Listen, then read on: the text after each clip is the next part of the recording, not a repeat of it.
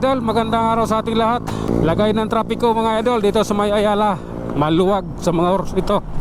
Ayan, maluwag na maluwag yung kalsada rito dahil holiday ngayon. Kaya ganito.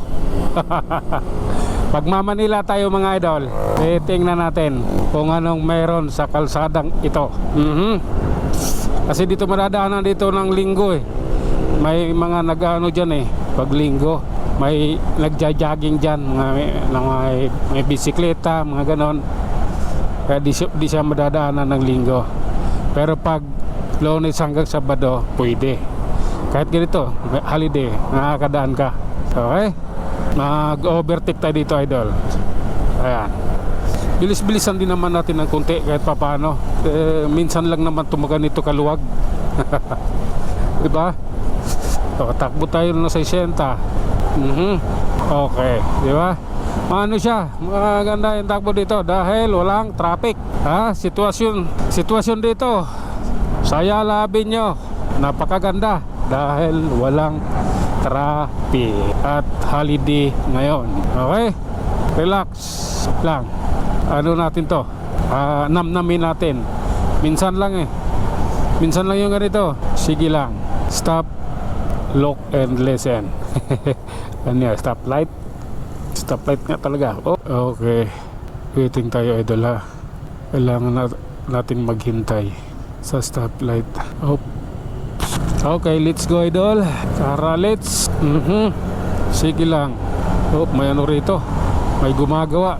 Change lane tayo. May mga gumagawa yan, mga naglilinis. Maintenance ng Ayala yan.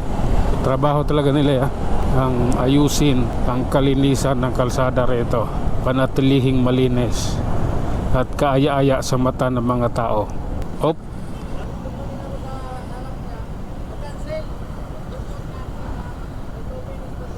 Okay, let's go idol. Tara, let's. Oh lala, grabe na to. Pangit di pa rin to inano dito, binago Okay, oh lala. Sige lang idol, tuloy-tuloy natin to. Nandito tayo sa Yakal Street, dating gawi. Oops. Dito daan natin kasi dito wala rin traffic ito eh. Bihira lang dito magkaka-traffic. Maganda rin tong ang traffic enforcer dito ang naglagay ng alternate na route na ito, alternate na daan. Okay, kasi dati doon talaga kami kumakaliwa sa sa mga tawag ditong Helpuyat, doon sa na yon, tawag dito stoplight. Doon talaga iliko namin lahat kakaliwa puntang Helpuyat LRT, pero binago. Kapi na puro pa. Okay, abanti na po. Tagal po natin doon sa stoplight na yan. Tagal talaga yung stoplight sa Chino Roses na yan. Ay nako, ang tagal. Dapat binago nila yan. Sige lang. Okay. Ang luwag na kalsada The traffic is now wala. Sige lang. Okay. Oh my God. Yeah. Pasok mo idol. Sige lang. Yeah. Osmeña Highway na tayo idol. Okay, tawid na tayo. Kailangan na nating tumawid nang sa ganon ay umiral naman tayo. Naman, takbo man lang ng maiksi. Ops. Okay, sige lang. Ano na yan, reality. Grabe na to. Oh my God. Okay. Grabe na yan. Si Tatang dapat namamahinga na yan. Oops. Okay. Sige lang. Nasa ano pa rin, Cuenca. Ano to? Bermeo. Ayos yung mga street dito. Ito, yung dito, Kalabaw siguro. Si Araro doon, wala nakalagay rito Araro yun Di dapat Kalabaw. Paso. Sige.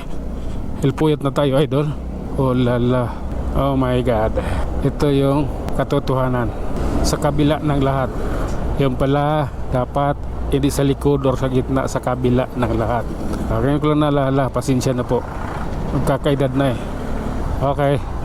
So nandito na tayo sa Hilpuyat Pasay mga idol, LRT station. At tulad na sinabi ko, lagay ng kalsada rito maluwag dahil holiday ngayon.